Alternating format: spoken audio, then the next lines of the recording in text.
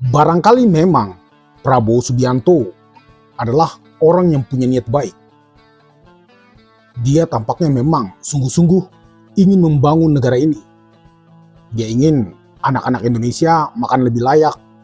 Dia mau desa-desa lebih hidup, petani lebih kuat, dan ekonomi tidak hanya berputar di lingkaran elit kota-kota besar, tetapi juga bisa sampai di pedesaan. Prabowo memang orang baik.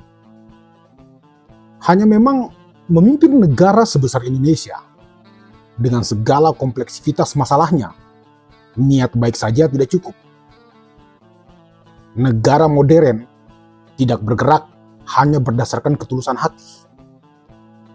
Negara bergerak di atas sistem yang rumit, jaringan kepentingan yang saling mengunci, birokrasi yang berlapis, permainan kekuasaan, dan struktur kapitalisme yang sudah mengakar selama puluhan tahun. Disitulah masalah sebenarnya dimulai. Karena sering sekali seorang pemimpin datang dengan idealisme untuk memperbaiki negara. Tetapi yang ia hadapi bukan ruang kosong. Ia tidak masuk ke ruangan baru yang bersih dan netral. Ketika seseorang terpilih menjadi seorang presiden, artinya dia masuk ke dalam mesin besar yang sudah lama berjalan dengan logikanya sendiri, dengan sistemnya sendiri, dan dengan para pemain-pemain lama yang sudah memahami cara sistem itu bekerja. Dan di dalam mesin besar itu, ada oligarki ekonomi, ada kepentingan politik, ada mafia distribusi, permainan impor, rente proyek, sampai birokrasi yang kadang lebih sibuk menjaga stabilitas jabatannya dibandingkan memperjuangkan kepentingan rakyat kecil. Situasinya menjadi jauh lebih rumit ketika sebagian orang di dalam mesin itu justru adalah orang-orang dekatnya sendiri. Orang-orang yang sejak awal membantu perjuangannya, mendukungnya saat pilpres, membangun jaringan politiknya, bahkan mungkin ikut membiayai ongkos politik yang juga tidak murah. Dan paradoks terbesar Prabowo pun muncul. Karena bagaimanapun juga, sebagian dari kubu yang hari ini berada di sekeliling kekuasaannya juga merupakan bagian dari sistem yang dulu ia kritik saat kampanye. Sebagian adalah elit lama, pemain lama, atau orang-orang yang sudah lama hidup dari struktur ekonomi dan politik yang timpang.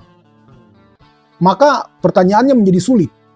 Bagaimana seorang pemimpin bisa benar-benar melawan sistem jika sebagian dari sistem itu juga adalah lingkaran terdekatnya sendiri? Program makan bergizi gratis atau MBG secara ide memang kuat. Tidak ada orang waras di Indonesia yang menolak anak-anak di negara ini makan lebih baik. Apalagi di negara dengan masalah stunting dan ketimpangan gizi, program seperti ini jelas masuk akal dan sangat strategis. Tapi masalah mulai muncul ketika masuk ke realitas lapangan.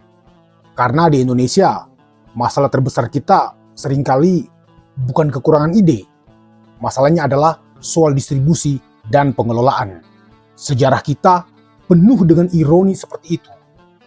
Misalnya, program dibuat untuk rakyat kecil, tetapi yang paling cepat kaya justru para perantara.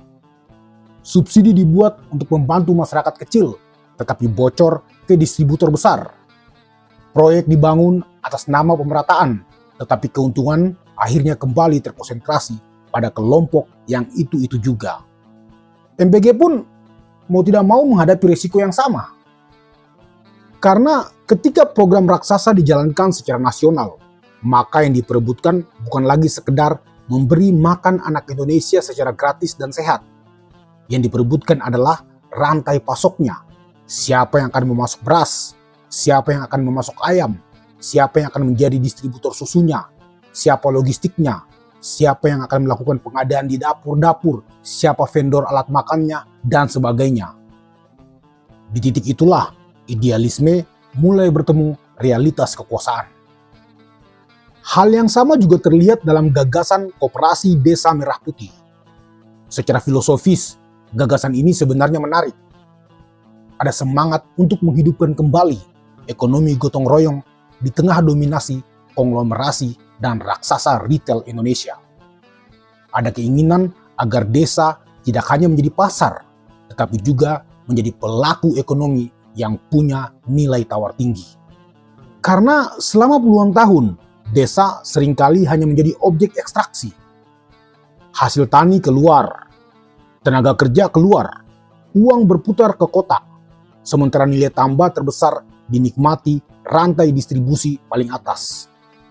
Makanya ketika Prabowo Subianto bicara koperasi desa dan ekonomi rakyat, sebenarnya dia sedang mencoba melawan arah besar kapitalisme modern yang cenderung sentralistik. Tapi lagi-lagi, masalahnya bukan pada slogan. Masalahnya adalah apakah koperasi benar-benar akan menjadi alat pemberdayaan rakyat atau justru berubah menjadi proyek birokrasi baru? Apakah koperasi akan diisi oleh masyarakat desa atau hanya menjadi kendaraan elit lokal, broker proyek, atau tim sukses politik? Karena bagaimanapun juga, Indonesia punya sejarah panjang soal itu.